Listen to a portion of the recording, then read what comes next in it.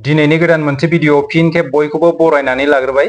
दिनै आं नोंथांमोननि सिगाङावहाय दिप्ति बसुमतारीया मानि थाखाय खम भट मोननो गोनां जाखो बैफोर माखासे जाहोनखौ लानानै आं नोंथांमोननि सिगाङाव बे भिडिअखौ लाबोनाय जादों। जायफोर बे भिडिअखौ बुजियाखै आं बैसोरनो सिगाङावनो खोन्थानानै होग्रोनि। दिप्ति बसुमतारीया मिस फ्रेन्डशिप इन्टारनेशनेल 2025 जाय चाइना हादराव खुंजादोंमोन बेवहाय बाहागो लाहैदोंमोन। बे मिस फ्रेन्डशिप इन्टारनेशनेल 2025 आ 15 अक्ट'बरनिफ्राय जागायनानै 5 नभेम्बरसिम जादोंमोन, जेरावहाय जोंनि इन्डियानि जानानैहाय दिप्ति बसुमतारीयाबो बाहागो लाहैदोंमोन। बेवहाय दिप्ति बसुमतारीया खम भट मोननायनि जाहोनाव देरहासार जानो हायासै। दिप्ति बसुमतारीया मा जाहोननि थाखाय खम भट मोननो गोनां जाखो बैफोरनि सायाव आं दिनै नोंथांमोनजों सावरायगोन। भट हरनायखौ लानानै जोंनि हारिनि गेजेराव माखासे कमन साननायफोरखौ आं नुबोगासिनो बा नुदों आरो। जोंनि हारिनिफ्राय सोरबा सासेया इन्टारनेशनेल लेभेल बा नेशनेल लेभेलावहाय माबा मोनसे गोजौ थाखोआवहाय बाहागो लाहैनानै जोबथारनायावहाय भटनि गोनां जानायाव जेब्ला भट हरनांगौ जायो बैयावहाय जोंनि हारिनि माखासे मानसिफोरनि कमन साननायफोरखौ नुनो मोनदों। जोंनि हारिनि बैफोर कमन साननायफोरा मा आं बेखौ नोंथांमोननि सिगाङाव फोरमायनानै होनि। भट हरनांगौ जायोब्लाथाय जोंनि हारिनि मानसिफोरनावहाय माखासे सोंथि बा माखासे साननाया सिगाङावनो बेरखांफैग्रोयो आरो बैफोर माखासे साननायफोरा जोंनि सिगाङाव मानो बेरखाङा जानो? सिगां समनिफ्रायनो जोंनि बर' हारिनि लाइमोन सिख्लाफोरा गोजौ थाखोआव मोनहैखांनायनि उनावहाय हारिखौ नासयदों एबा मुगैनाय बायदि आखु दिन्थिनायखौ नुबोगासिनो। हारिखौ गोजौ थाखोआव सिनायथि हैनायखौ लानानै जोंनि हारिनि गासै रायजो राजाफोरानो सिगांनि समनिफ्रायनो मदद होबोबाय थादों।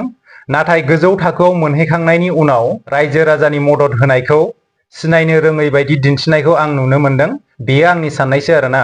जोंनि हारिनि गेजेराव दासिमाव गोबां लाइमोन सिख्लाफोरखौ गोजौ थाखोआव सहैखांनायनि उनाव हारिखौ नासयनाय बाथ्राखौ गोबां मानसिफोरानो बुंनायखौ नुनो मोनदों। जेरै नाम्बार 1 पइन्टआव दङ गोजौ थाखोआव सहैखांनायनि उनाव एबा देरहाखांनायनि उनाव बर' हौवाजों हाबा जायालासिनो गुबुन हारिनि हौवाजों हाबा जानाय।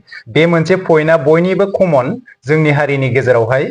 नाम्बार 2 पइन्टआव दङ देरहासार जाखांनायनि उनाव हारिखौ उन्दै थाखोनि होननानै मुगैनाय एबा नासयनाय।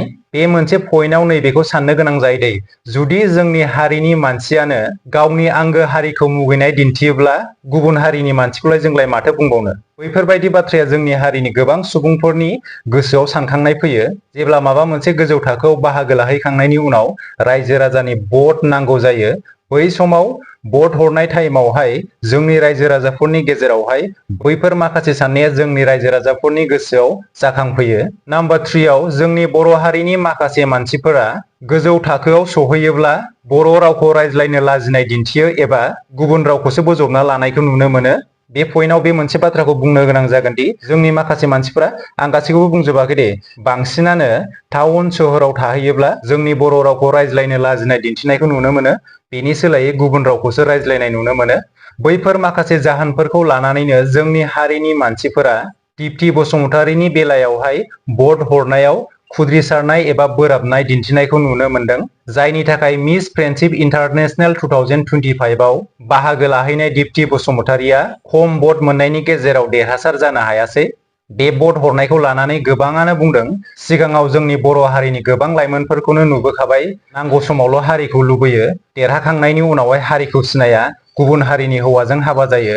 थिग बेबायदिनो दिप्ति बसुमतारीनि बेलायावबो बेबायदिनो जादों आरोना। दिप्ति बसुमतारीनोबो दानो भट हरलायगोन, देरहाखांना फैनायनि उनावहाय हारिखौनो सिनायनाय नङा, गुबुन हारिनि हौवाजोंसो हाबा जागोन होननानै गोबाङानो बैफोरबायदि साननायनि गेजेरजोंहाय भट हराखै आं बेखौ सानदों आरो।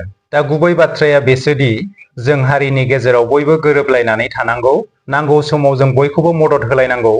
हारिनि गेजेराव एना एनि जाबाय थायोब्ला हारिया जौगानायाव हेंथा मोनो। दा आंनि फंनैसो बुंनांगौ बाथ्राया बेनोमोन। दिप्ति बसुमतारीया मिस फ्रेन्डशिप इन्टारनेशनेल 2025 आव खम भट मोननायनि माखासे जाहोनफोरा बैफोरनो जानो हागौमोन होननानै आं बेखौ सानदों आरो। दा बेवहाय आंनि बुंनाय माखासे बाथ्राफोरा गोरोन्थि जादोंब्ला नोंथांमोनखौ निमाहा होगोन होननानै आसा खालामबाय। नोंथांमोना गावबा गावनि साननायखौ कमेन्ट सेक्सननि गेजेरजों फोरमायहरदो। लोगो मोनफिनगोन गुबुन मोनसे भिडिअआव। दिनैनि थाखाय एसेनोसै। बाय बाय।